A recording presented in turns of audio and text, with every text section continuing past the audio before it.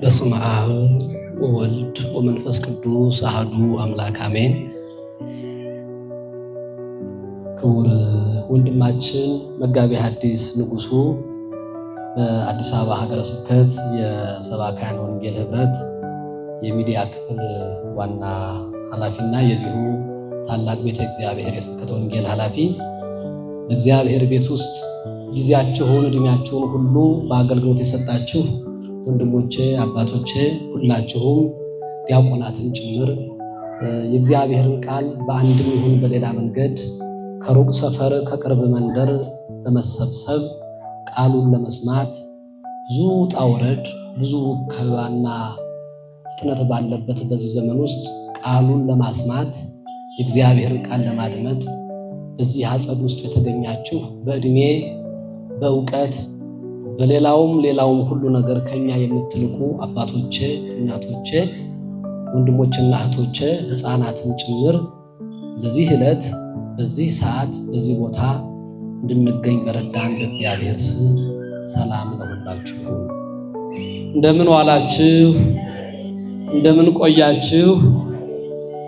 የአባቶቻችን አምላክ ቅዱስ እግዚአብሔር ጥንት በነቢያት በኋለኛውም ዘመን በሐዋርያት በሊቃውንትና በሰብአ አርድእት የተመሰገነ እግዚአብሔር ዛሬም በእኔና በእናንተ ስሙ የተመሰገነ ይሁን።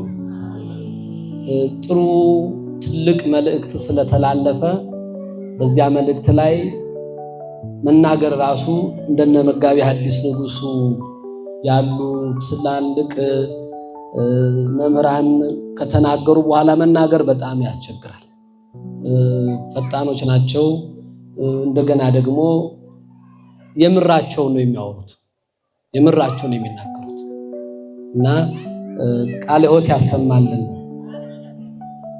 እንደ እግዚአብሔር ፈቃድ እግዚአብሔር ቢፈቅድ የምንማርበት የትምህርታችን መልእክት ሰይጣን እንዲተወን የሚል ነው። የትምህርታችን አቅጣጫ ሰይጣን እንዲተወን በማቴዎስ ወንጌል ምዕራፍ 4 ከቁጥር 1 ላይ ከዚያ ወዲያ ኢየሱስ ከዲያብሎስ ይፈተን ዘንድ መንፈስ ወደ ምድረ በዳ ወሰደው። 40 ቀንና 40 ሌሊትም ከጦመ በኋላ ተራበ። ፈታኝም ቀርቦ የእግዚአብሔር ልጅ ከሆንክ ይህ ድንጋዮች እንጀራ እንዲሆኑ በል አለው። እርሱም መልሶ ሰው ከእግዚአብሔር አፍ በሚወጣ ቃል ሁሉ እንጂ በእንጀራ ብቻ አይኖርም ተብሎ ተጽፏል አለው። ከዚህም በኋላ ዲያብሎስ ወደ ቅድስት ከተማ ወሰደውና እርሱን በመቅደስ ጫፍ ላይ አቁሞ መላእክቱን ስላንተ ያዝልሃል፣ እግርህንም በድንጋይ ከቶ እንዳትሰናከል በእጃቸው ያነሱሃል ተብሎ ተጽፏል። የእግዚአብሔር ልጅ እስከሆንክ ወደ ታች ራስህን ወርውር አለው። ኢየሱስም ጌታን አምላክህን አትፈታተነው ተብሎ ደግሞ ተጽፏል አለው። ደግሞም ዲያብሎስ እጅግ ረጅም ወደሆነ ከፍ ወዳለ ተራራ ወሰደው። የዓለምንም መንግስታት ሁሉ ክብራቸውንም አሳይቶ ወድቀህ ብትሰግድልኝ ይህን ሁሉ እሰጥሃለሁ አለው። ያን ጊዜ ኢየሱስ ሂድ አንተ ሰይጣን፣ ለጌታህና ለአምላክህ ብቻ ስገድ፣ እሱንም አምልክ ተብሎ ተጽፏል አለው። ያን ጊዜም ዲያብሎስ ተወው። ሰይጣን እንዲተወን እግዚአብሔር ያግዘን። በቅዱሳት መጻሕፍት ትምህርት ውስጥ ሰይጣን ወደ 19 አይነት የተለያዩ ስሞች አሉት። ሰይጣን ዲያብሎስ በግሪክኛ፣ ብኤልዜቡል ደግሞ በዛ ያሉ የአጋንንት ስም፣ እንዲሁም ደግሞ ከብኤልዜቡልም ውጭ የጥልቁ መልአክ፣ የሐሰት አባት፣ የዚህ ዓለም ገዥ ብኤልዜቡል፣ ቤልሆር፣ በጣም ብዙ ወደ 19 ስሞች አሉት። ከእሊህ ስሞች መካከል በማቴዎስ ወንጌል ምዕራፍ 4 ላይ ግን አንደኛው ፈታኝ ተብሎ ተጠርቷል። ሁለተኛው ስሙ ደግሞ ዲያብሎስ ተብሎ ተጠርቷል። እንግዲህ ሰይጣን ጥንታዊው ዘለዓለማዊው ጠላታችን እግዚአብሔር ይፈትነናል፣ ሰዎችም ይፈትኑናል፣ ሰይጣንም ይፈትነናል። እግዚአብሔር ማንኛውንም ሰው የሚፈትነው ወደ ላቀ ክብር ለማብቃት ነው። እግዚአብሔር የሚፈትናቸው ሰዎች ለመፈተን የበቁ ለፈተና የደረሱ ሰዎች ናቸው። ልክ የዓለም ትምህርት ቤት ውስጥ ወይም አንድ መንፈሳዊ ትምህርት ቤት ውስጥ አንድ ሰው ፍላጎት ስላለው ብቻ ለምሳሌ አሁን እዚህ አጠገብ ካለ የሆነ ኮሌጅ ወይም ዩኒቨርሲቲ ወይም 12ኛ ክፍል ወይም 10ኛ ክፍል ላይ ዝም የገብቼ ልፈተና እወዳለሁ ቢል አንድ ሰው መፈተን አይችልም። ለመፈተን ምን ያስፈልጋል ማለት ነው? መብቃት። ዝም ብሎ ሰው መፈተን አይችልም። ስለዚህ በኦሪት ዘልደት ምዕራፍ 22 ላይ እግዚአብሔር አብርሃምን ፈተነው ተብሎ ተጽፏል። እግዚአብሔር አብርሃምን የፈተነው ላቅ ወዳለ ክብር ለማምጣት ነው። አብርሃም ከመባሉ በፊት አብርሃም ወይም ጥቂት የጥቂቶች ሰዎች ወዳጅ የጥቂቶች ሰዎች አባት ነበረ ስሙ። ከፈተናው በኋላ ግን የብዙ ሰዎች አባት፣ ልጆቹም ደግሞ በምድር ላይ ወይም በባህር ውስጥ ወይም በሐይቅ ውስጥ ወይም በወንዝ ዳርቻ ውስጥ እንደሚኖር አሸዋና በሰማይ እንደሚኖሩ ከዋክብት ነው። በሰማይ የሚኖሩም ቢሆኑ ግን ደግሞ የሚጠሩና የሚታወቁ ናቸው። የአብርሃምን ልጆች ነው በመጽሐፍ ወይሄልቆሙ ወይጼውኦሙ በበአስማቲሆሙ እግዚአብሔር እያንዳንዱን ኮከብ በየስሙ ይጠራዋል። የማን ልጅ ሲባል? የአብርሃም ልጅ ሲሆን ማለት ነው። ስለዚህ ዋናው እግዚአብሔር ሰዎችን የሚፈትነው ላቅ ወዳለ ክብር ለማምጣት ነው። ሰዎችም ደግሞ ሊጥሉንም ለክብርም ለሁለቱም ሰዎች ይፈትናል። በጎው የእግዚአብሔር መንፈስ ሲያድርባቸው ሰዎችን ለተሻለ ነገር ለማብቃት ልጆቻቸውን ሊቆጡ ልጆቻቸውን ሊፈትኑ ይችላሉ። ክፉ የዲያብሎስና የሰይጣን ሐሳብ በአእምሯቸው ሲኖር ደግሞ ሰዎችን በማሰናከል ደስታ የማግኘት ፍላጎት በሕይወታቸው ሊመጣ ይችላል። በጣም ጥቂት የማይባሉ ሰዎች ሰው ሲታመም፣ ሰው ሲያብድ፣ የሰዎች ልጆች ላልተገባ ነገር ሲዳረጉ ደስ የሚላቸው ሰዎች አሉ። ለምሳሌ ትዳሮቻቸውን ሲፈቱ፣ በደዌያት ሲወድቁ፣ በህመም ሲያዙ፣ ግጭት ውስጥ ሲወድቁ ደስ የሚላቸው ሰዎች አሉ። እሊህ የሰይጣንና የመልእክቱ ተከታዮች ናቸው ማለት ነው። በዚያው መጠን ግን ሰይጣን ደግሞ ዋነኛው ፈታኛችን ነው። ዘላለማዊውን የእግዚአብሔርን ዕቅድ ለማሰናከል ገና ወደ ምድር ከመምጣታችን ጀምሮ ዘላለማዊነትን ከሰዎች አእምሮ ለማጥፋት በዘላለሙ የሚሰራው ጥንተ ጠላታችን ሰይጣን ነው ማለት ነው። ስለዚህ ጌታ ኢየሱስ ክርስቶስ ከዲያብሎስ ይፈተን ዘንድ ወደ ምድረ በዳ ወሰደው። ራሱ አካላዊው ከሦስቱ ቅዱሳን አንዱ ቅዱስ መንፈስ ቅዱስ ወደ ምድረ በዳ ወሰደው። እርሱም ለሰዎች ልጆች አርአያ ይሆን ዘንድ ሰይጣንን እንዴት እንዲተዋቸው ማድረግ እንዳለባቸው ለማስተማር ተጠየቀ ማለት ነው። ስለዚህ ከዚህ በፊት ሰይጣን እነሆ የእግዚአብሔር ልጅ ሆይ ስለምን ታሰቃየናለህ? ስለምንስ መከራ ታመጣብናለህ? በማለት በተደጋጋሚ የእምነት ምስክር ተናግሮ ነበር ሰይጣን ዲያብሎስ። በዚህ የመጽሐፍ ቅዱስ ክፍል ውስጥ ግን አንተ የእግዚአብሔር ልጅ ከሆንክ ይላል። አለማመን ማለት ነው። የእግዚአብሔር ልጅ መሆኑን አለማመንን ለመናገር ነው። ስለዚህ የእግዚአብሔር ልጅ ከሆንክ የመጀመሪያው ጉዳይ ይሄን ድንጋይ ዳቦ እንዲሆን አድርግ። የተራበ ሰው ነው።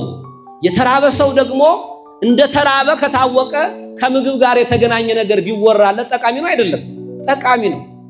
ስለዚህ ሰይጣን አሳስቶ አያውቅም። ሰይጣን በማሞኘት ነው እኛን የሚያጠቃን እንጂ አያሳስትም።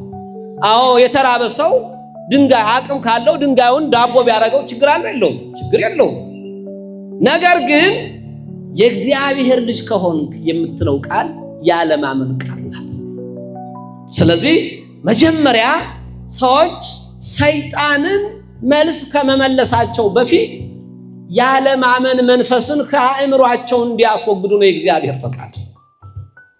ብንታምኑ ሌላው ሁሉ ይጨመርላችኋል። ይህ የሚታየው ነገር በሙሉ ካለማመን የሚመጣ ነው። ይህ የሚታየው መጥፎ ነገር ሁሉ በጣም ትንኙ ነገር ዝሆን ሆኖ የሚታየው ካለማመን ችግር ነው። እምነት ቢኖር ተራሮች ልክ እንደ ዛፍ እንደሚነቀሉ፣ ኮረብታዎች ምድረ በዳ እንደሚሆኑ፣ ጎድጓዳዎች እንደሚሞሉ፣ ለፈረስ ለሰረገላ ምቹ እንደሚሆኑ የእግዚአብሔር ቃል ይናገራል። ስለዚህ የእግዚአብሔር ልጅ ከሆን ካለና ሁለተኛው ግን ራስክን ወርውር። ከባድ ንግግር የሰማችሁን አይደል? ራስክን ወርውር ነው። ይህን ቃል ሁላችሁም አድምጡት። እግዚአብሔር ዓለሙን ሊያድን የሚችለው በመሰቀል ብቻ ነው። እችን ቃል በመሰቀል ብቻ ነው። ሳይሰቀል ማዳን ይችል ነበረ ብላችሁ የእግዚአብሔርን ችሎታ መጠራጠር አይደለም። እግዚአብሔር ዓለሙን ሊያድን የሚችለው በመስቀል ብቻ ስለሆነ መጀመሪያ ኦሪት ዘፍጥረት ምዕራፍ 4 ከቁጥር 13 ላይ በመጽሐፈ ፍጥረት ላይ እንደተጻፈ የአዳም 15ኛ ልጁ ቃየን የተባለው ወንድሙ አቤልን ከገደለው በኋላ ወደ ከተማው ሲሄድ ወንድምህ አቤል ወዴት ነው ብሎ እግዚአብሔር ሲጠይቀው እኔ የወንድሜ የአቤል ጠባቂው ነኝን በማለት ለወንድሙ ግዴለሽነት ያለበትን መልስ መለሰ ይላል እግዚአብሔር። ስለዚህ ወዲያው እግዚአብሔር ምንድነው ያለው? አንተ የጻድቁን የአቤልን ደም ባፈሰስባት በዚህች ምድር ላይ ኮብላይና ተቅበዝባዥ ትሆናለህ፣ የሚያገኝ ሁሉ ይገድልሃል የሚል ቃል። ታዲያ በዚህ ሰዓት ከፊት የምሰወር ከሆነ የሚያገኘኝ የሚገድለኝ ከሆነ ኃጢአቴ ልሸከማት የማልችላት ታላቅ ናት አለ። ማን? ቃየን። ስለዚህ እግዚአብሔር ወገብረ ሎቱ ትእምርተ ኦሪት ዘፍጥረት ምዕራፍ 4 ከቁጥር 13 ላይ እግዚአብሔር ለቃየን ምን አደረገለት? ምልክት አደረገለት። ይህ ምልክት ታው ተብሎ ይጠራል። ታው ማለት በዕብራውያን ቋንቋ ፊደል ሆኖ የሚያገለግል ነው። በቆየው የሳባውያን ወይም የአማርኛ ፊደል ውስጥ ተ የሚባለውን ፊደል ወይም በላቲኖችና በፈረንጅ ፊደል ደግሞ ኤክስ የሚባለውን ፊደል በአዲስ ኪዳን ክርስቲያኖች ደግሞ መስቀለ እንድርያስ የእንድርያስ መስቀል ተብሎ የሚጠራው መስቀል ያሳያል። ታው ማለት ይቆይ፣ ይዳን፣ አይሙት ማለት ነው። ከዚህ ተነስተው ነው ሰለስቱ ምዕት ከዚህ ተነስተው ነው አበው ቀኖና ሲያዘጋጁ በቀኖናቸው ትምህርት ውስጥ መስቀል ኃይልነ፣ መስቀል ጽንነ፣ መስቀል ቤዛነ፣ መስቀል መድኃኒተ ነፍስነ። ጽናት ሌላ ነው፣ ቤዛ መሆን ሌላ ነው፣ መድኃኒተ ነፍስ መሆን ሌላ ነው።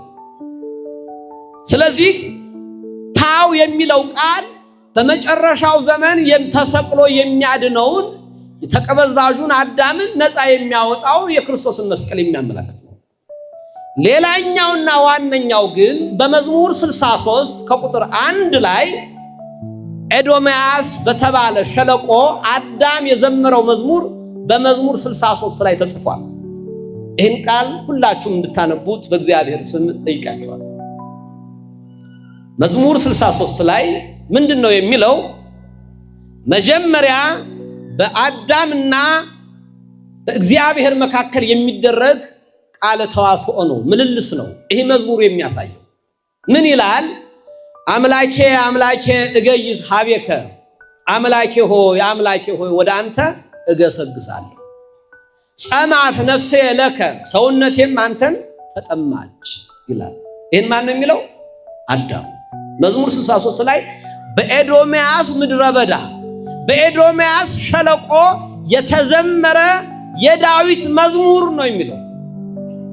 አዳም ነፍሱ መዳንን ሕይወትን እንደፈለገች የሚናገርበት ክፍል ነው። ታዲያ እግዚአብሔር ሲመልስ ምን ይላል?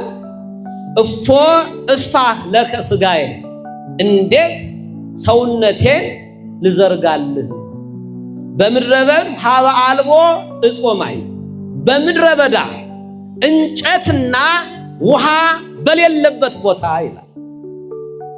በምድረ በዳ ማለት ዛፍ፣ ልምላሜ፣ ፈሳሽ ወንዝ በሌለበት ቦታ፣ እንጨት በሌለበት ማለት ሳልሰቀል ማለት ነው።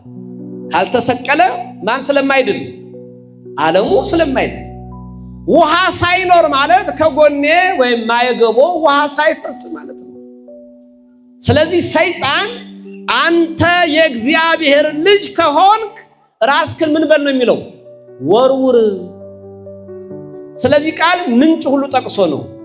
ራስክን ብትወረውር ራሱ እግዚአብሔር መላእክቱን ስለ አንተ ያዝዝልሃል ተብሏል።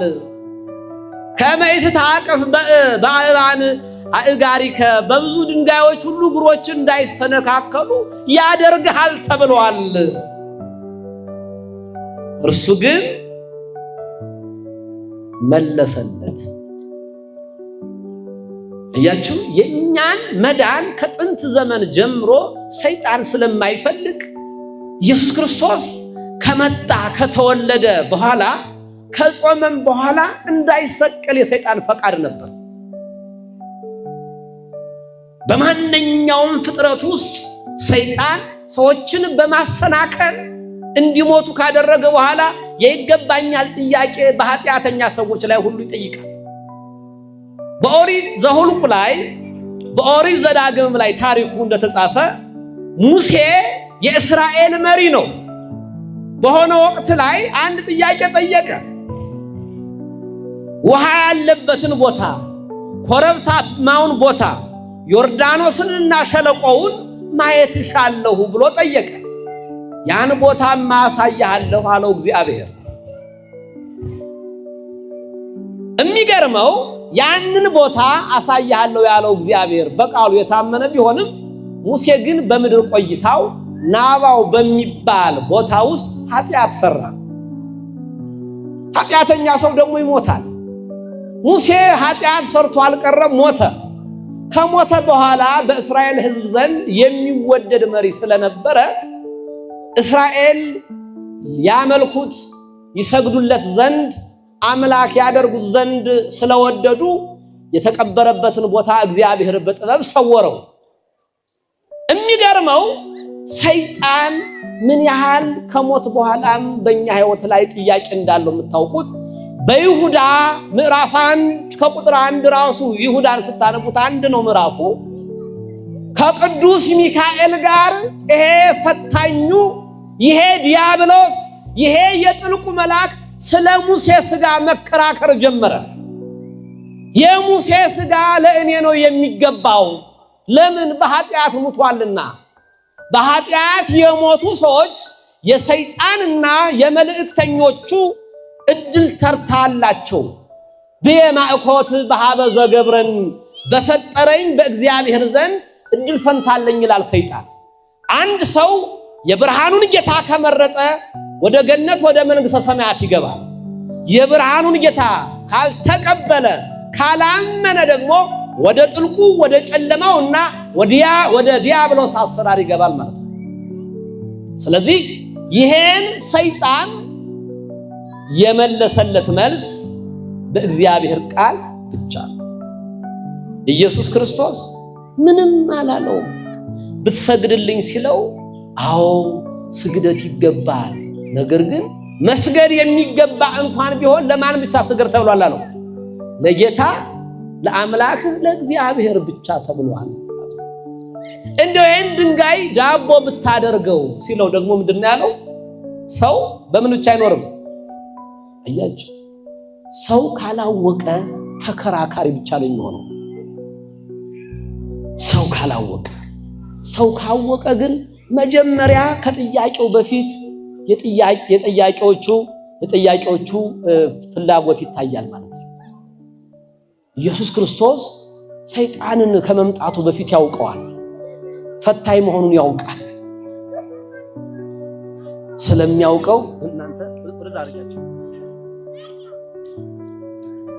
አቡሽ እዛ ጋር ሆኜ ትኩረት እንትን ስለሚሉ ስለዚህ ሰይጣንን የመጀመሪያው ጉዳይ ማወቅ ያስፈልጋል። ሰይጣንን ካወቅን በኋላ ደግሞ የምንመልሰው በእግዚአብሔር ቃል ብቻ ነው። ሰይጣን በማንኛውም ሁኔታ ትክክለኛ ጥያቄ ቢጠይቅም ሰይጣን ስለሆነ ደግሞ መቀበል አይገባም። ስለዚህ ከመለሰለት በኋላ ግን ሰይጣን ምን አደረገው ነው የሚለን? ተወው። በቃ የተወው ምን ስላደረገ ነው? ረሃብ ለቀቀ። ማን ነው ረሃብ እንዳላወቀ። ከዚያ በኋላ እርሱ ደግሞ አዎ የሰው ልጅ ምግብ ያስፈልገዋል፣ ነገር ግን በምግብ ብቻ አይኖርም በእግዚአብሔር ቃል ጭምር ነው አለ። በአሞጽ መጽሐፍ ውስጥ እግዚአብሔር እንዲህ ብሎ ተናግሮ ነበር። በኢየሩሳሌምና በኮረብታዎቿ ላይ በምድያምና በአማሌቅ ምድር ላይ ሁሉ ረሃብን እሰዳለሁ ብሎ ነበር። ታዲያ አሞጽ ሲናገር ወይቤ እግዚአብሔር እንዲህ ብሎ ተናገረ፣ ወአመጽ ረሃበ ላይ ለቤተ እስራኤል፣ ለእስራኤልና ለወገኖቿ ሁሉ ረሃብን አመጣለሁ። ያም ረሃብ ምግብ የማጣት ውሃ የመጠማት አይደለም፣ አላም ሰሚዐ ቃለ እግዚአብሔር፣ የእግዚአብሔርን ቃል ካለመስማት ነው ይላል። ስለዚህ የአንድ ሰው ሕያውነት የሚቀጥለው በእግዚአብሔር ቃል ነው ማለት ነው። ስለዚህ የእግዚአብሔር ቃል የመጀመሪያው ጉዳይ እኛን ያለንበትን ሁኔታ እንድናውቅ ያደርገናል ማለት ነው። የእግዚአብሔርን ቃል ሲኖር ልክ በከተማው ዓለም ውስጥ አንድ ሰው ኮምፒውተር የሚግዛ ስልክ የሚግዛ ምንም አይነት ከፋብሪካ የተመረተ ነገር ሲመረት ፋብሪካው ውስጥ ያሉት አምራቾች አብረው እቃውን ሲያመርቱ እንዴት መዘጋጀት እንዳለበት አብረው ማኑዋል ይሰጡናል። ለምሳሌ ቴሌፎን ስልክ ስንገዛ ቻርጀሩ ምልክት እንደዚህ ነው፣ ቀይ ሲያበራ ጥቁር ሲያበራ ቀይ ሲያበራ ያሉ አቅጣጫውን መልኩን በማወቅ መኪና ደግሞ ሲገዙ እዚያ ፊት ለፊት ባለው ላይ በሚታየው መስታወት በሚመስለው በተለምዶ ዳሽቦርድ በሚባለው ላይ እንዲህ አይነት ምልክት ይሄ ኤሌክትሪክ እንትኑ ነው፣ ይሄ ፍሬን ነው፣ ይሄ ስፖኪው ይላሉ ይናገራል። ልክ እንደዚያ ሁሉ የሰው ልጅ ያለበትን ሁኔታ ማወቅ የሚችለው የእግዚአብሔርን ቃል ሲያውቅ ብቻ። ያለ እግዚአብሔር ቃል አቀማመጣችን ትክክል መሆኑን፣ ጉዟችን ትክክል መሆኑን፣ አኗኗራችን ትክክል መሆኑን ወይም አለመሆኑን ማወቅ አንችልም። ምክንያቱም የሰው ልጅ ትክክለኛ መልኩ የሚታወቀው በእግዚአብሔር ቃል ብቻ ነው። ለምን? እርሱ ነው ሕያው ነፍስ ያለው እንዲሆን ያደረገ። ኦሪት ዘፍጥረት ምዕራፍ 2 ከቁጥር 7 ላይ እግዚአብሔር የሰው ልጅ ከመሬት አፈር አበጀው፣ ወገብሮ እግዚአብሔር ለእጓለ እመሕያው እመሬተ ምድር ወነፋ በገጹ መንፈሰ ሕይወት፣ በአፍንጫውና በሰውነቱም ላይ መንፈሱን አሳደረበት፣ እፍ አለበት፣ እርሱም ሕያው ነፍስ ያለው ሆነ ይላል። ስለዚህ እኛ ሕያው ነፍስ ያለን ከሌላው ፍጥረት የተለየንን ማለት ነው። ሕያው ነፍስ ደግሞ ከሕያዋን አምላክ የተቀዳ ሕይወት ያለው ነው ማለት ነው። ሕያውነትን ከሕያው እግዚአብሔር የተቀበለ ሰው ልጅ ነው ማለት ነው። ሐዋርያ ጳውሎስ ሲናገር፣ ሐዋርያ ጴጥሮስም ሲመሰክር ልጆች የሆኑ ሁሉ ወራሾች ናቸው ተብሏል። ነገር ግን ሰዎች ስለተወለዱ ልጆች ናቸው ማለት ግን አይደለም። የተወለደ ሁሉ ደግሞ ያድጋል ማለት አይደለም። ያደገ ሰው ሁሉ የተሟላ የእድገት ጠባይ ያለው ማለት አይደለም። ሁሉም ልጆች ወላጅ አባት ልጅ ካላለው በፍርድ ሊሽረው ይችላል። ንብረት ሲያወርስ የኛው ልጅን ምንም አይነት ንብረት እንዳወርስ ሊል ይችላል። ልጅ ስለሆነ የመውረስ መብት የለው። ያ ግን የሚሆነው ወላጅ አባቱ የወለደውን ልጅ በልጅነት መልክ ሳያምንበት ሲቀር ነው። እንግዲህ ይሄ ነገር የሚመጣው ማለት ነው። ወይም ደግሞ አባቱ ምን ነው ባልወለድኩት ብሎ የሚያፍርበት ሲሆን ማለት ነው። ልክ ጌታ ሲናገር እክዳችኋለሁ እንደሚለው በሰው ፊት የሚክደኝን በሰው ፊት የማያከብረኝን በአባቴ ፊት እክደዋለሁ እንዳለ ማለት ነው። ሊክዳቸው ይችላል። አንዳንዱ እንደተወለደ በ3 ዓመቱ እንደሚሞተው በ60 ዓመቱ እንደሚሞተው እንደገና ደግሞ እድገት ይኖርና እየኖርን ያልተመጣጠነ ምግብ እንደሚባለው በዘመናዊ ዓለም ውስጥ ያልተመጣጠነ መንፈሳዊነት የሌላቸው ሰዎች እንደማለት ነው። ስለዚህ የእግዚአብሔር ቃል ምንድነው የሚለን? ሰይጣንን ለማራቅ ምን እናድርግ ይላል? እሊህን 3ቱ የኃጢአት ስሮች እናባር። መጀመሪያ አባሯቸዋል። ወንጌላውያን ወንጌልን ሲጽፉ እንደ ጊዜ ሁኔታቸው እንደ ጽሑፍ ሁኔታቸውና እንደነበሩበት ሁኔታ ስለጻፉት እንጂ ይሄ ቃል በማቴዎስ ወንጌል ምዕራፍ 21 ላይ ያለ ቃል ፈታኙን ካባረረ በኋላ ወደ ቤተ መቅደስም ከገባ በኋላ ይውጡ ይውጡ ይውጡ እያለ በጅራፍ እያባረረ ያሳየበት ታሪክ ነው። ሰይጣን ሲቆጣጠረን ረሃብ ይለቅብናል። ረሃባችን ደግሞ ስንጠግብ መጥገብ የምንችለው በመስረቅ እንደሆነ በተሳሳተ አማራጭ እንደሆነ እንድናስብ ገንዘብ ለማግኘት የትም ቦታ ላይ መሮጥ እንድንችል አቅጣጫ በማሳየት የዓለምን መንግስታት ክብራቸውን የከተማዎቻቸውን ሁሉ ውበትና ኃይል ካሳየው በኋላ ብትሰግድልኝ የሚለው ቃል የታመነ ቃላት ናቸው። ይህን ዓለም በሙሉ የሚያናውጡት ምግብ ከባድ ነገር ነው። በእኛ ሀገር ምግብ በጣም ትልቅ ነጥብ ነው። ነፍሳቸውን ይማር በኢትዮጵያ ውስጥ ትልቅ አንድ መምህር ነበሩ። አንደኛው አቶ ስብሐት የሚባሉ የጋዜጣም ላይ መጽሐፍ የሚጽፉ ደራሲ ናቸው። ሁለተኛው ፕሮፌሰር መስፍን የሚባሉ ትልቅ የኢትዮጵያ ኢኮኖሚ ላይ ፖለቲካ ላይ የሚጽፉ ሰው ናቸው። እና እሊ ሁለቱ አንድ ወቅት ላይ በተመሳሳይ ጋዜጣ አንድ አይነት ጽሑፍ ጽፈው ነበር። አንደኛው አበሻና ቃሉ ነው። ሁለተኛው ደግሞ የጻፉት ደግሞ አበሻና ሆድ የሚል ነው። ራሱ በህይወት ያረሰው እና እዚያ ላይ ብዙ ጊዜ ይላሉ እነኛው አንደኛው ብዙ ነገር ስናስብ ከሆድ ጋር ይገናኛል። ለምሳሌ አንድ ሰው ተወለደ። እንደኛ ባለ ሀገር ውስጥ በተወለደ በ40ኛና ወይም በተወለደች በ80 ቀኗ ይጠመቃሉ አይደል እንዴ? ሲጠመቁ ብዙ ጊዜ በቤተሰቡ ዘንድ የሚያሳስበው ነገር ምንድነው ይላሉ።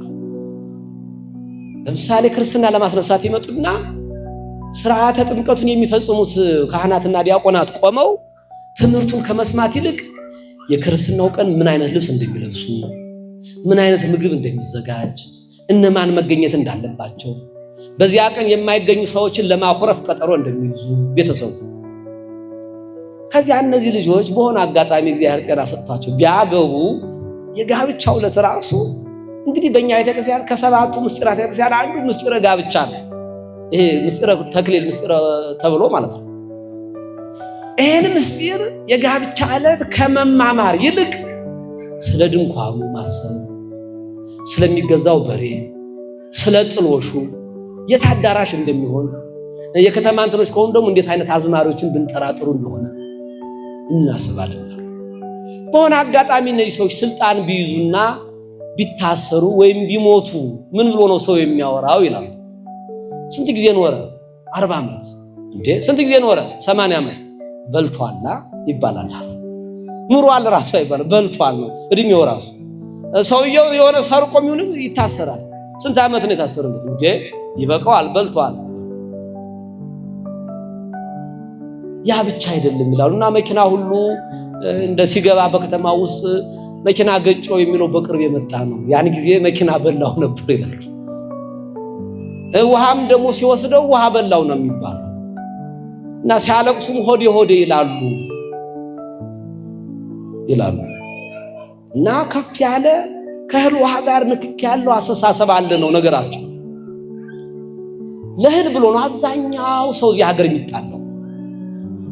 እህል በጣም ትልቅ ጉዳይ ነው። የበላና የተማረ ይባላል ራሱ ወርቁ አይወድቅ። ስለዚህ አንድ ሰው ተማረ ለመባል በዚህ ሀገር ለመብላት አለበት እንደማለት ነው። ስለዚህ በትክክል እውነተኛ ለመባል የጠገበ ሰው መሆን አለበት። አሁን ነው ቀጠን ያለ ሰው ራሱ ትንሽ ፊታቸው ላይ የምታዩት። ድሮ ሰርግም ቤት ጥሪ ካርድም ሰጥቶን ቀጭን ከሆነ ጥብቀው የሚያስገባም ወፈር ያለ ደልደል ያለ ሁሉ የሚል ቃል ነበር። ሰይጣን ትልቅ ጉዳዩ እህል ውሃ ነው። ብዙ ሰው የሚጣለው በዚህ ነው። ብዙ ሰዎች እነ እገሌን አንወድም እነ እገሌ የኛ ወዳጆች ናቸው የሚሉት በእህል ውሃ የተገናኘ። አብዛኛው ሰው አገሩን የሚክደው፣ ትልልቆችን የሚያዋርደው፣ ሃይማኖቱን የሚክደው፣ እውነተኛ ላለመሆን የሚግደረደረው ከእህል ውሃ ጋር የተገናኘ ነው። የቤተ ክርስቲያን ሕይወት እንኳን ሳይቀር የሚበከለውና የሚበክሉ ሰዎች ዋነኛው ችግሩ ምንድነው? እህል ውሃ። አያችሁ። ስለዚህ ጌታ ወደ ቤተ መቅደስ ገብቶ 4 ነገሮችን እንዳባረረ የእግዚአብሔር ቃል ይነግረናል።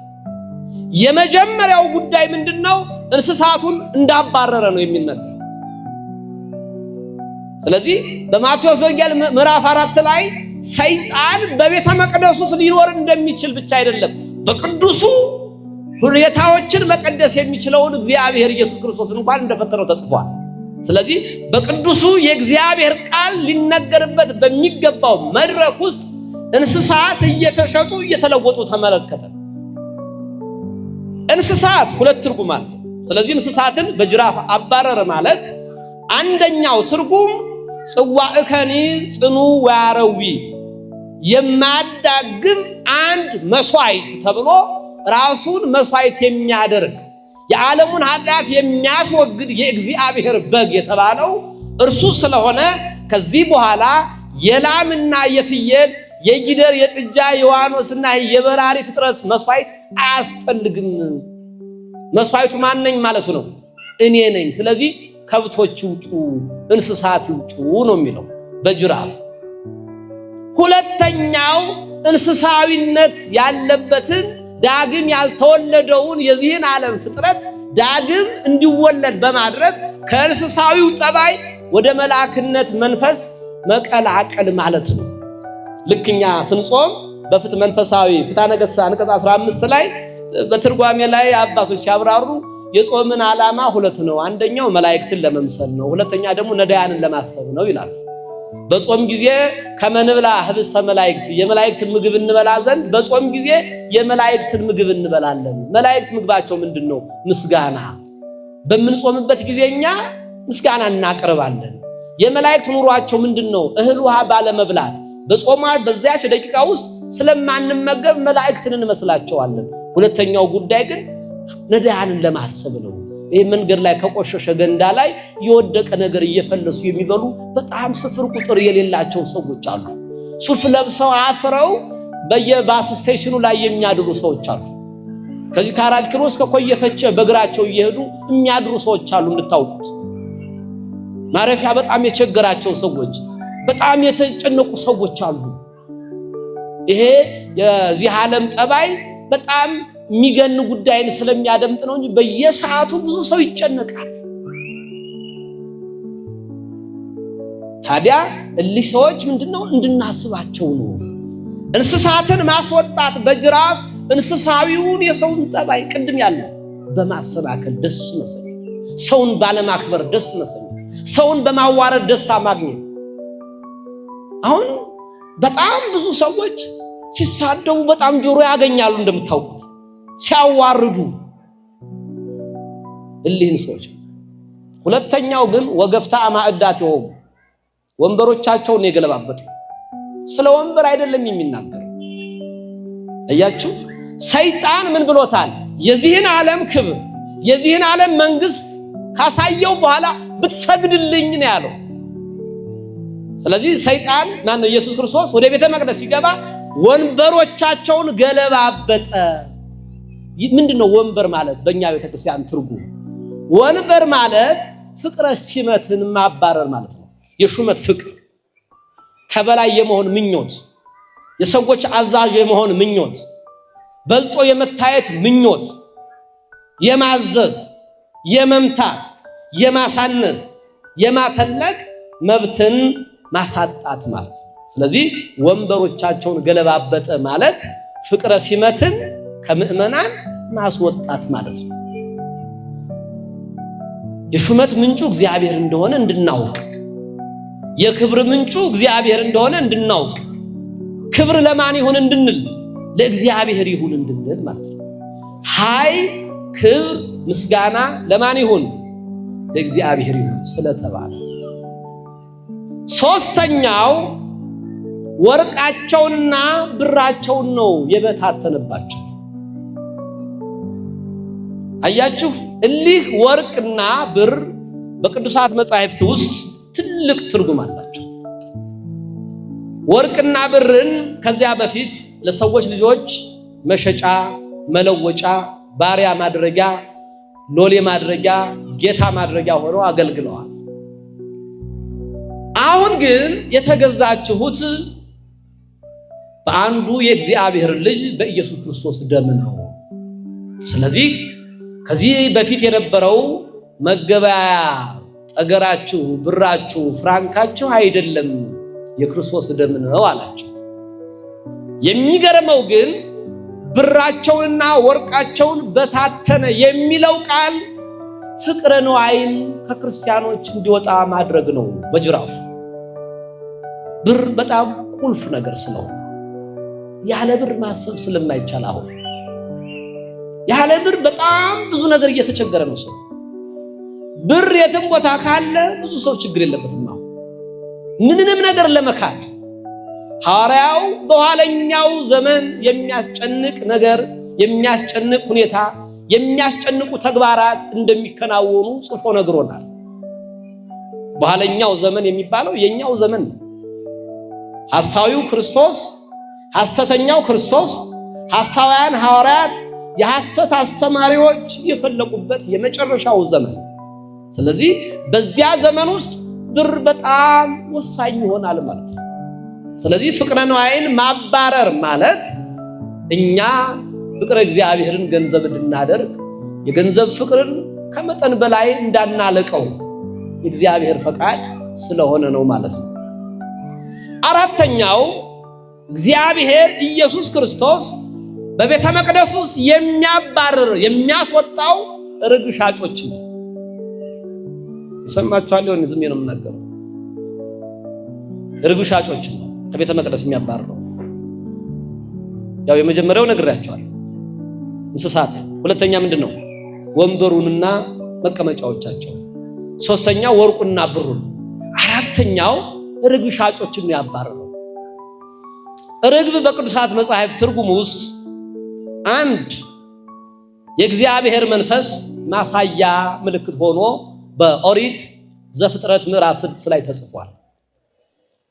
ይህ ዓለም በኃጢአት በወደቀ ጊዜ ኖህ የተባለው ሰው መርከብን፣ ጀልባን ወይም ደግሞ ታቦትን በሰራ ጊዜ የውሃውን መጉደል፣ የጥፋት ውሃው ማብቃቱን ለማረጋገጥ ከተላኩት መልእክተኞች መካከል አንዷ ርግብ ነበረች። እርሷ ናት እንግዲህ ነትገማ የአይህ የጥፋት ውሃው ጎደለ ብላ ቄጠማ በአፏ ይዛ የመጣችው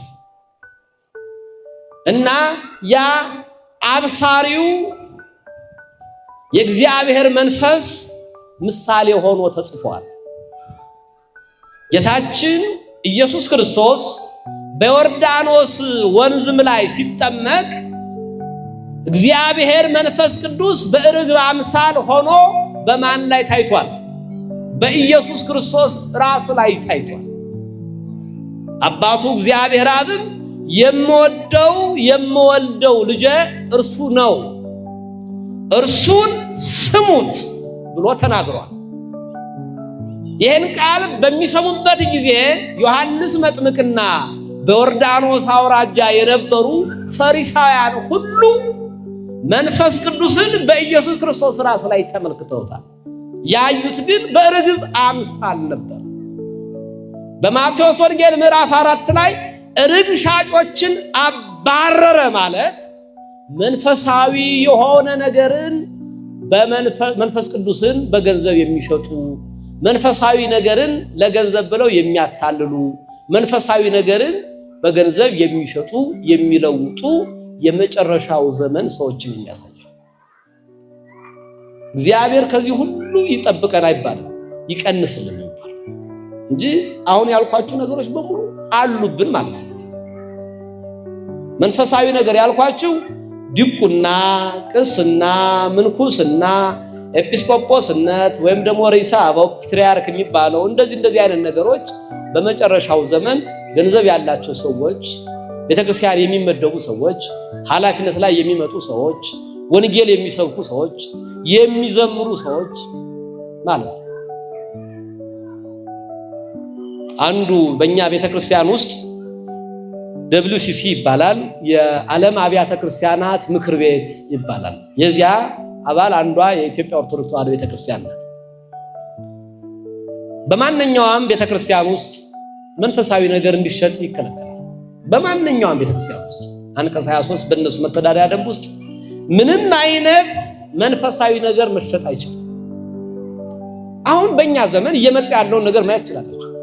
እምነት የሚሸጡ ሰዎች አያሉ። አሁን ወጣቶቹ ላይ እና ጸበል የሚሰጡ ሰዎች አሉ። ዲያቆንነትን በጣም ከባድ ነው። ይህ በጣም የምር ማውራት፣ የምር መነጋገር፣ በጣም ቅድም መጋቢ አዲስ ንጉስ እንዳለው መጸለይ የሚያስፈልገው በጣም ከባድ ሁኔታ ነው ማለት ነው። መንፈሳዊ ነገርን በገንዘብ መሸጥ ለጊዜው የሚያዋጣ ሊመስል ይችላል። በኋላ ግን አንመልሰው። ሰው ወድቆ ተንበርክኮ ከዚያ ደግሞ ከመንበርከኩ ብዛት የተነሳ ደግሞ መቆም ሊረሳ ይችላል። ምንድነው ደግሞ ይሄ ሊል ይችላል። ከዚህ መንፈስ እግዚአብሔር ይሰውረን፣ ይቀንስልን። አያችሁ፣ ጌታ ገባ፣ ቤተ መቅደሱ ገባ። ይውጡ እነማን? እንስሳት ይውጡ። ከዛ ወንበር የገለበጠ፣ ከዛ ደግሞ ብርና ወርቁ፣ እዛ ደግሞ ርግብ ሻጭ። ርግቡን አይደለም መንፈስ ቅዱስ በማንኛውም የኃጢአት ዘመን ውስጥ ይሰራል። አለመስራት አይችልም። እርሱ ሊረክስ አይቻለው።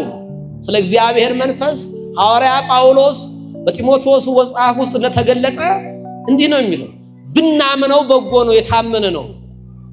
አንድ ቃል ግን አለ፣ ብንክደው ይክደናል፣ ባናምነውም ደግሞ እርሱ ለራሱ የታመነ ሆኖ ይኖራል። አዎ፣ የእግዚአብሔር መታመን ከባህሪው ነው፣ ከሁኔታዎች አይደለም፣ ከሰው ልጅ አይደለም፣ ከመላእክት አይደለም። በመጽሐፍ እንደተገለጠ እምቅድመ ይፍጥር መላእክተ ለሰብሖ የተጸራ ስብሐተ አብ ወወልድ ወመንፈስ ቅዱስ አላ ምሉእ ውስተ ኩለሄ። እግዚአብሔር ቅዱስ ገብርኤልን፣ ቅዱስ ሚካኤልን፣ ኪሩብንና ሱራፊን አጠቃላይ መላእክትን ከመፍጠሩ በፊት ምስጋናው አልተጓደለም ነበር። በመላእክት አልተጀመረም ምስጋናው። ወእምቅድመ ይፍጥር እጓለ እመሕያው፣ የሰውን ልጅም ከመፍጠሩ በፊት ከመላእክትም በፊት በዕለተ እሁድ ስለሆነ መላእክት የተፈጠሩ ከእነርሱም በፊት ምስጋና ነበረ። እግዚአብሔር በመላእክት የተጀመረ፣ በሰው ልጅ የተጀመረ፣ በሰው ልጅ የሚደገፍ እምነት የለውም። እንዳንክደው በፊታችን ስለሆነ እምነታችንን እንዳንሸረሽር በእርሱ ብቻ እንድንታመን ነው የእግዚአብሔር ቃል የሚነግረን። ሰይጣን እንዲተወን ምን እናድርግ ማለት ነው? እንስሳዊውን ጠባይ ከኛ እናባርር። ሰይጣን እንዲተወን ምን እናድርግ? ፍቅረ ነዋይ ያስፈልጋል። ልክ የሌለው ፍቅረ ነዋይ ግን ህይወታችን ያበላሻል። አሁን ባለኛ ሀገር ያለ ገንዘብ መጋባት የሚባል ነገር አይታሰብም። እንደው ሆነን ለመናገር ዝም ብለን ቅልል አድርገን እዚህ ስለምንናገረው ብቻ ነው እንጂ አንድ ሰው ስለ ጋብቻ ከማሰቡ በፊት ምስጢረ ቁርባን፣ ምስጢረ ጋብቻ እንደው ከዚያ በፊት ምንድነው የሚያስበው? ራሱ ምን አለኝ፣ የቤት ኪራይ፣ ትራንስፖርቱ፣ ምን ስራ አለኝ፣ እንደው ምንድነው ማገባው፣ ምን አላት፣ የነማን ሰው ናት የሚለው ከባድ ጥያቄ። ከልክ ካለፈ መንፈሳዊውን የእግዚአብሔር ክብር እናጠዋለን። ስለዚህ ሰይጣንን ወግድ ለማለት ወይም እንዲተወን የምንተዋቸው ነገሮች አሉ። የሰማችሁ አይደል? የምንተዋቸው ነገሮች አሉ። አንዱ እንስሳዊነት ብሩን ወርቁን ርግብ መሸጡ መንፈሳዊ ነገሮችን መሸጥ መለወጡ ማቆም አብርሃማዊ መሆን ማለት ነው። አብርሃም ሳራን አገባት። ያገባት በቤት አይደለም በስደት ምድር ነው። መጀመሪያ በ70 ዓመቱ ውጣ ተብሏል። መቼ ውጣ? የት? ከአባት ቤት ውጣ። እሺ ውጣ። ከማን? ከወገኖች ውጣ። እሺ ውጣ። በ70 ዓመቱ አብርሃም ምንም ጥያቄ አላነሳም። እሺ ነው በቃ በ70 ዓመቴ ነው እንደው ሸምግያለሁ ምናምን በቃ ከአባት ቤት ውጣ። እሺ አያችሁ አብርሃም የተባለው ዝም ብሎ አይደለም። እንደኛ ባለ ሀገር እርስ በጣም ከባድ ነገር ነው። እርሱን አገርን ውጣ፣ እኔ ወደማሳይ ቦታ ሄድ፣ ወደዚያ ሄድ። እሺ ከወገኖች ተለይ። እሺ የኛ ሀገር ትልቁ ችግር ወገኔ የሚሉ የተሳሳቱ ሸታም ሰዎች ናቸው። እሱ እሺ ነው ያለ። ሳራን አገባት። ያገባት በሰው ቤት አይደለም፣ በራሱም ቤት አይደለም። መምሬ የሚባል ዛፍ በመትከል ይኖር የነበረ በአንድ ሰው ዛፍ ጥላ ስር ነው ያገባት። በመምሬ የአድባር ዛፍ ጥላ ነው ራሱ መሰዊያውን ሁሉ የሰራው። ኦሪት ዘፍጥረት 16 ላይ ሁሉም ላይ ተጽፏል። የነ አውናን ዘመድ ተብሎ ይሄ መምሬ የተባለው ሰው ተጽፏል። በመምሬ የአድባር ዛፍ ላይ ተጋባ። የሚመጣውን ሰው በሙሉ ያስተናግዳል። የሚመጣውን ሰው ሁሉ ይመግባል። የሚመጣውን ሰው ሁሉ እግር ያጥባል። የሚመጣውን ሰው በጣም ነው የሚገርመው። አብርሃም ማለት ይሄ ነው። ዝም ብሎ አብርሃምን ወደ አብርሃም እግዚአብሔር አልተናገረም። ያ ሁሉ ሰው በምድር ላይ ኖሮ እስካሁን ድረስ ግን እግዚአብሔር ምን ይላል? እኔ የሕያዋን አምላክ ነኝ ካለ በኋላ የአብርሃም የይስሐቅ የያዕቆብ ከዚህ ሁሉ በዘመናት አረፍተ ዘመን ገቷቸው የሞቱ ብዙ ቅዱሳን እያሉ ዋናው ግን የእግዚአብሔር ጥሪ እኔ የአብርሃም አምላክ ነኝ። ዮሐንስ መጥምቅ በአካለ ሥጋ ያውቀውም አብርሃምን፣ ነገር ግን የፈሪሳውያንንና የጸሐፍትን ሰዎች ምክር ሲናገር ኢይምሰልክሙ ዘታመስጡ በብሂለ ዘትብሉ አብ ብነ አብርሃም አባታችን ነው በማለት የምታመልጡ አይምሰላችሁ። የአብርሃም ልጅ ለመሆን ታዲያ ምንድነው የሚያስፈልገው? በስጋ ካልተወለድን አሉ። አይደለም። ይክል እግዚአብሔር አርሶ ውሉደ ለአብርሃም ምዕላንቱ አእባን ከሊህ ጠጠሮች ድንጋዮች መካከል የሆነን ድንጋይ ብድግ አድርጎ አንተ የአብርሃም ልጅ ነህ ማድረግ ይችላል። ምክንያቱም እኛን ራሱ ከመሬት አፈር ስላበጀን ጠጠሩ የውም የበለጠ ማን ነው ወፍራም ነው፣ ሰው ማድረግ ይችላል። የአብርሃም ልጅ ማድረግ ይችላል። ምንድነው አብርሃምን እንዲያሰኘው? ቤት ሳይኖረው እንግዳ የሚቀበል ሰው፣ ድሃ ሆኖ ትዳር የነበረው ሰው፣ ድሃ ሆኖ እንግዶችን የሚቀበል በችግር ውስጥ እንግዲህ የድሃ ልጅ ሆኖ አይደለም ከሀገሩ የሚወጣውም በጣም በጣዖት አምልኮ የነበረ ዘመድ የነበረው ሰው ነው። በጣም በብዙ ወገኖች የተከበበ ሰው ነው። ውጣ እኔ ወደማሳይ ቦታ። እሺ ሰይጣንን የምናስወግደው የእግዚአብሔርን ቃል እሺ በማለት የሚገዳደሩ ነገሮችን ሙሉ በሙሉ ባናስወግድ እንኳን የተወሰነውን እየቀረፍን ስናስወግድ ሰይጣን እኛን ይተወናል። እኛም እየራቅን ስንሄድ ሰይጣን አቅም አይኖረውም፣ ድል እናደርገዋለን ማለት ነው። ለዚህ ነው ጌታ አትፈታተነው ተብሏል። ምግብ በእግዚአብሔር ቃል ነው እንጂ የሰው ልጅ በምግብ ብቻ አይኖርም ተብሏል ሲለው ከዚያ በኋላ ምንድነው ሰይጣን ተወው። ሰይጣን እኛን ሊተወን የሚችለው በእግዚአብሔር ቃል ስንመራ ብቻ ነው። የእግዚአብሔር ቃል ትልቅ ቃል ስለሆነ ይህ የሚታየው ሰማዩ የሚታየው ምድሩና ከምድር በታች ያለው ውሃውን ሁሉ በእግዚአብሔር ቃል ስለጸና ወአጽንዐ ለምድር ዲበ ማይ ማን ነው እሱ? የእግዚአብሔር ቃል ነው። እስመ ውእቱ ይቤ ወኮኑ እሱ ብሏልና ሆኑ፣ ወውእቱ አዘዘ ወተፈጥሩ በቃሉ ይሁኑ ብሏልና ተፈጠሩ። ለታውጽ ባህር ውሃው ሆይ የሆነ ነገር ታስገኛለ፣ አዞ ጉማሬው አሳው በደረቱ የሚሳበው ተገኘ። ለይኩኑ ብርሃናቱ ሰጠፈረ ሰማይ በሰማይ ላይ ብርሃን ይሁን ባለ ጊዜ እግዚአብሔር ፀሐይ፣ ጨረቃ፣ ከዋክብት ተፈጠሩ። ለሌት ጋባ ማዩ ሰምዕ በቃ ውሃው ሁሉ ሶስት ቦታ ይከፈል ሲሉ ሆነ።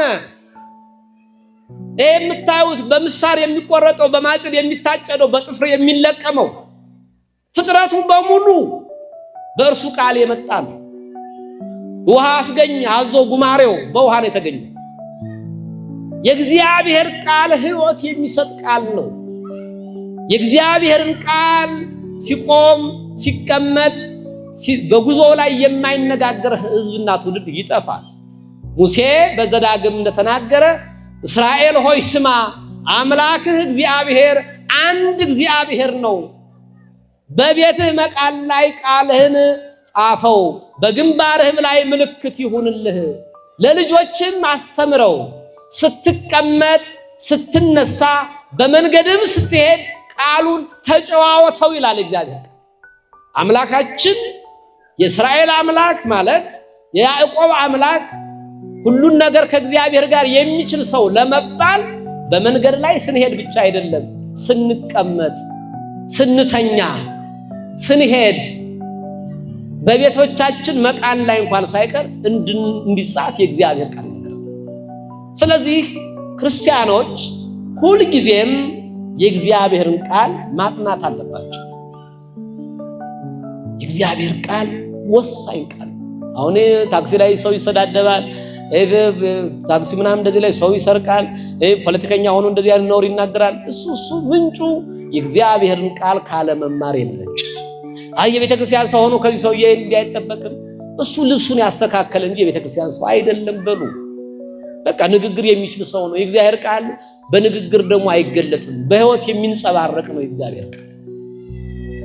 ስለዚህ ሰው በሙሉ ሰይጣን እንዲተወው ይፈልጋል።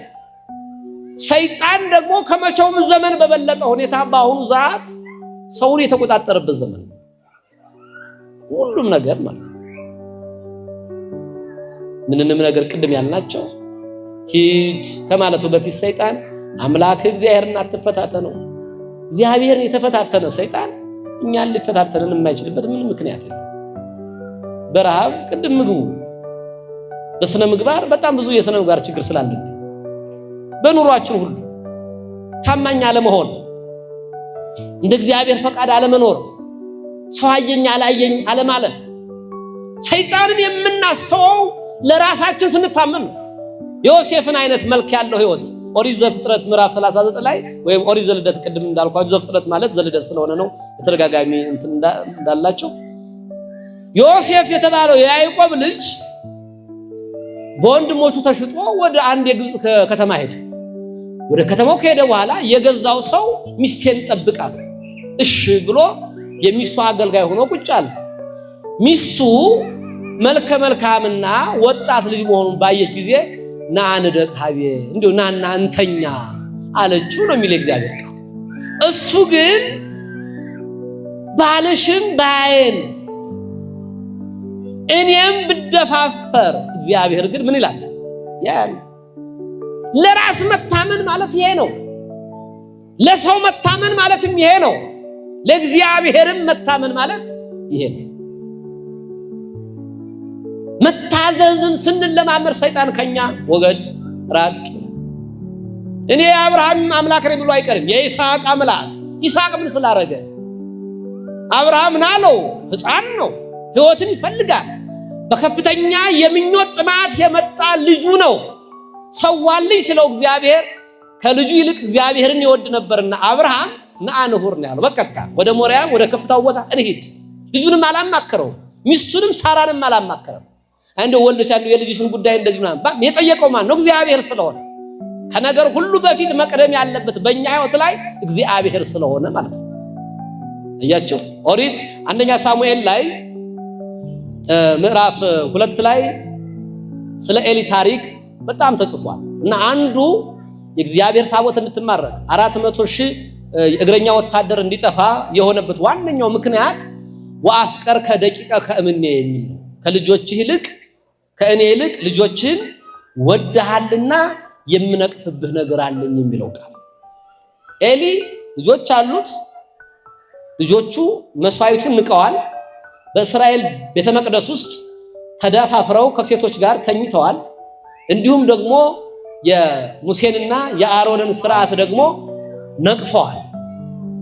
ብንፈልግ መብራት እናብራ ብንፈልግ እናጥፋ እያሉ የሙሴን የአሮን ስርዓት ንቀዋል። ታዲያ እግዚአብሔር ኤሊን ምንድነው ያለው?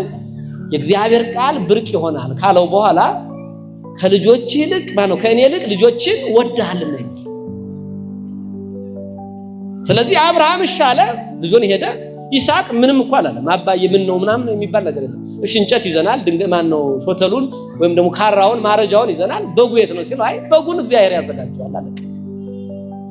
እስከ መስዋዕትነት መታዘዝ ማለት ነው ሰይጣንን የምናረቀው። እንደ ዮሴፍ ብቻ እንደ ሐዋርያ ጳውሎስ የብዙ አይነት አውራጃዎች የመኖሪያ ፈቃድ ምናምን እንደሚባሉ እንዳሁኑ ዘመን የነበረው ሰው ታዲያ ግን ስለ ወንጌል ቅናት እንደ ወፈፌ እንደ እብድ እንደ በሽተኛ ይታይ ነበር ነው የሚለን እግዚአብሔር። ሰይጣን የሚርቀው እንዲህ ባለ መንፈሳዊ ሕይወት ስንሆን ነው። ይሁን ለበረከት ስንሽቀዳደም ኤልሳ ኤልያስን ሲጠይቀው እንደው ምን ላድርግልህ ሲለው ያንተ በረከት ያንተ ኃይል ያንተ እምነት እጽፍ ድርብ ሆኖ በእኔ ላይ ይሁን መልካም ምኞት ነው ይሄ። አሁን በእኛ ዘመን ያለው ምኞት ታውቃላችሁ። ምን መሆን ትፈልግ? ለምሳሌ ከኔ በፊት እና በእኔ መጀመሪያ ዘመን ውስጥ ልጆች ምን ተሆን ፈልጋችሁ ሲባሉ ፓይለት፣ ኢንጂነር፣ ምናምን ዶክተር ምናምን ይባላል። ፓይለት ነው ዶክተር ምናምን እና ገጠር አካባቢ ደግሞ ቄስ የሚልም ነበር አብሮ። አሁን በዚህ 30ዎቹ ዘመን ላይ ባለ ሰው ልጆቻችሁ ምን መሆን ትፈልጋላችሁ ሲባሉ የተለዩ ሰዎች የሉም ያልኳቸው አይደል። አሜሪካን ተወልደው ድጓ የተማሩ ቅኔ የተማሩ አቋቋም የተማሩ ልጆች የሉም ያልኳቸው አይደለም አሁን። ስለዚህ ምን መጥቷል? ፓይለት መሆን አለ፣ ዶክተር መሆን አለ፣ ኢንጂነር ምናምን የሚባል አለ። የቤተክርስቲያን ሰው ምኞት ብዙ ሰዎች ላይ እንደምታዩት እንደው ልጆት ምን እንዲሆን ይፈልጋሉ ሲባል የኔ ልጅ ሐኪም ይሉ ነበር። አሁን በዚህ በቅርብ ዘመን ደግሞ ነጋዴ ቢሆን ይፈልጋሉ ልጃቸው። የትንፍጩ ዱቄት አምጪው፣ አረ ገንዘብ ካለው ባይማርስ ይላሉ። አረ ሰካራም ነው አታግኝ ሲባል አይ ገንዘብ ካለው ተው ስካሩን እኛ እናስተካክለዋለን ይላሉ። ስለዚህ እኛ የእግዚአብሔርን ቃል በማድመጥ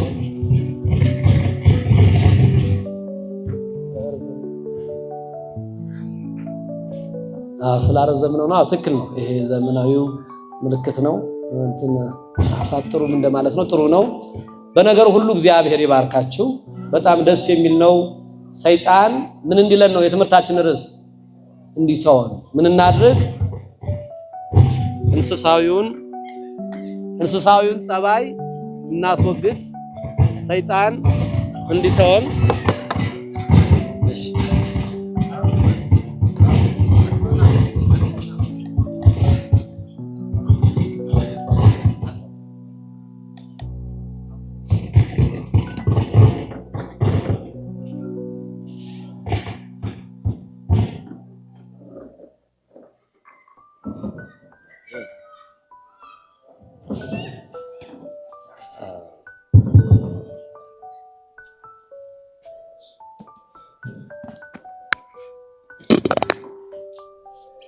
ስለዚህ እግዚአብሔር በጣም ደስ በሚል ሰዓት ደስ በሚል ዘመን እንዲህ ባለ ሁኔታ ቃሉን እንድንናገር እድል ስለሰጠን ዘመን ስለሰጠን ቃሉን እንድንሰማ እንዲህ አይነት ህብረት ስለሰጠን ቅድም መጋቢ ሐዲስ ንጉሱ በጣም ስለወቅቱ የክርስቲያኖች ሕይወት መሸት ሲል መሰባሰብ፣ መዘመር፣ ቃሉን ማድመጥ የማይቻልባቸው ሁኔታዎች ባሉበት በዚህ ዘመን እግዚአብሔር ለምን ዓላማ ይሆን ይህን እድል የሰጠን? ለምን ዓላማ ይሆን እንድንዘምር የፈቀደው? ለምን ዓላማ ይሆን እንድናመሽ የፈቀደው? በማለት ሰይጣንን መጀመሪያ በትክክል እንድናውቀው እርሱን ደግሞ ወግድ፣ ክላ፣ ራቅ፣ ከእኔ ተው ወይም ደግሞ እንዲተወን ለማድረግ ምን ማድረግ እንዳለብን እንደ እግዚአብሔር ሐሳብ ነው የተማርነው። የሰማነውን ሁሉ እግዚአብሔር በልቡናችን ያሳድር። አጠቃላይ በተሳሳተ ሁኔታ ውስጥ ያስተማርነው ነገር ቢሆን እንኳን እግዚአብሔር በበጎ አቅንቶ እንዲያስተምር በልቦናችሁ እንዲያሳድር ፈቃዱ ይሁን። እግዚአብሔር ቦታውን ይባርክ። በጣም ደስ የሚል ቦታ ነው። ሳልናገር እንዳልሄድ ብዬ ነው።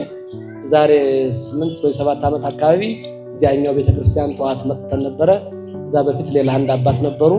አሁን ግን እግዚአብሔር እንደዚህ አብዝቶት ህይወታቸውን ዋጋ እየሰጡ ያሉ መጻሕፍትን እየጻፉ ያሉ ስለ ቤተክርስቲያን የየዕለት ጉዳይ ከዚህ አጥቢያ አልፎ በመላው የኢትዮጵያ ቤተክርስቲያን ላይ ጉዳይ ያላቸው እንደነ መጋቢ ሐዲስ ንጉሱ ሌሎችም ወንድሞቻችን በጣም ክብር ያለው ቦታ ነውና እድለኞች ናችሁ። በዚህ ቦታ ውስጥ ከዚህ በበለጠ በሰፋ ሁኔታ ጉባኤው እንደሚካሄድ ይታመናልና አገልግሎታችሁን ወንድሞቻችን እግዚአብሔር ይባርክ። እናንተ ምእመናኑ ከጎን በመሆን ምን ጎደለ፣ ምን እናግዝ፣ በዚህ ዘመን ምን ይሰራ በማለት በበጎ ስራዎች ሁሉ እንድትሳተፉ እግዚአብሔር ያግዛችሁ። ስብሐት ለአብ፣ ስብሐት ለወልድ፣ ስብሐት ለመንፈስ ቅዱስ።